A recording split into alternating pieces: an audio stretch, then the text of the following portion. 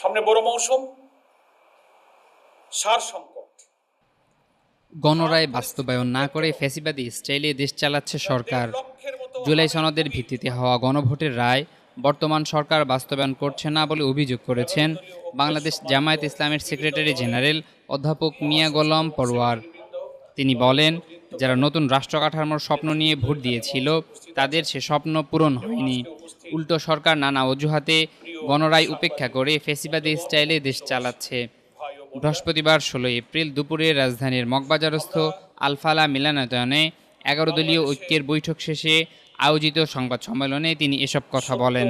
সমাপ্ত ত্রয়োদশ জাতীয় সংসদ নির্বাচনোত্তর জাতীয় সংসদ এবং চলমান রাজনীতির গতিধারার দিকে লক্ষ্য রাখলে দেশের সার্বিক রাজনৈতিক পরিস্থিতি, জ্বালানি সংকট মোকাবেলা ও গণভোটের রায় বাস্তবায়নের দাবিতে এ বৈঠক অনুষ্ঠিত হয়।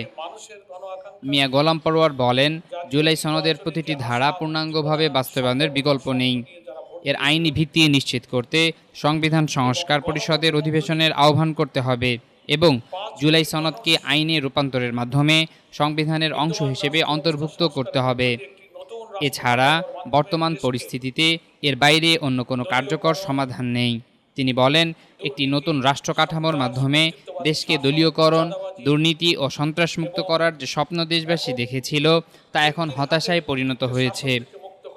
জুলাই সনদের ভিত্তিতে যে গণরায় আমরা পেয়েছিলাম, ক্ষমতায় অধিষ্ঠিত হয়ে বর্তমান সরকার তা বাস্তবায়ন করছে না।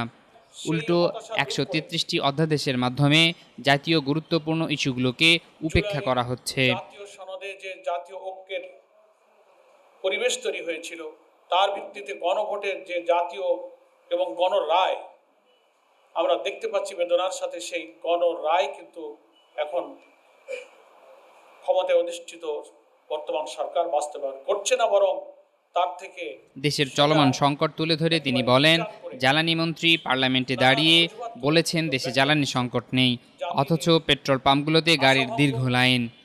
সার সংকটে কৃষি উৎপাদন ব্যাহত হচ্ছে। সারা দেশে ১.৫ লাখের মতো হার্পিস বা সংশ্লিষ্ট রোগ আক্রান্ত রোগী সংকটাপন্ন অবস্থায় থাকলেও স্বাস্থ্য ব্যবস্থার কোনো উন্নতি নেই। সরকারের বক্তব্য আর হাসপাতালের বাস্তব চিত্র সম্পূর্ণ বিপরীত। প্রশাসনের রদবদল নিয়ে ক্ষোভ প্রকাশ করে জামায়াত নেতা বলেন, ১-১.৫ মাসের মধ্যে ঢালাওভাবে ওএসডি ও পদত্যাগে বাধ্য করার মতো যে ফ্যাসিবাদী স্টাইল আমরা সচিবালয় থেকে সিভিল অ্যাডমিনিস্ট্রেশন পর্যন্ত দেখছি, তাতে শাসন ব্যবস্থার কোনো গুণগত পরিবর্তন হয়নি। জুলাই সনদে যে ৮৪টি সংস্কার প্রস্তাব ছিল তা সংবিধানে অন্তর্ভুক্ত করা ছাড়া এই সংকটের আর কোনো সমাধান নেই। গুরুত্বপূর্ণ বৈঠকে মিলিত হয়েছিলেন এবং সেখানে চলমান আন্দোলনের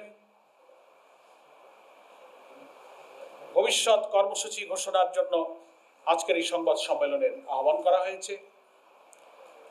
ইতিপূর্বে কয়েক দফা কর্মসূচি ঘোষিত হয়েছে এবং সেটা আমরা সারা দেশে আন্দোলন দমানোর হুঁশিয়ারি প্রসঙ্গে তিনি বলেন, আওয়ামী লীগের মতো যদি রাষ্ট্রীয় শক্তি ও লাঠিয়াল বাহিনী দিয়ে জনগণের ন্যায্য আন্দোলন দমাতে চায়, তবে ইতিহাস সাক্ষ্য দেয় তাদের পরিণতি শুভ হবে না।